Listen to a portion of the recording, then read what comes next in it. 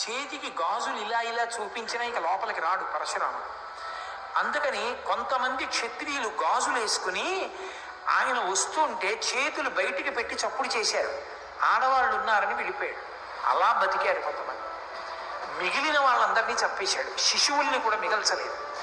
21 మాటలు భూమండలం అంతా తిరిగి క్షత్రియులన్న వాళ్ళని విడిచిపెట్టకుండా సంహరించి ఈ నెత్తురంతా తీసుకెళ్ళి కురుక్షేత్రంలో 5 హ్రదములు తవ్వాడు. 5 చెరువులు తవ్వి 5 చెరువులు ఈ క్షత్రియుల యొక్క నెత్తుటితో నింపాడు.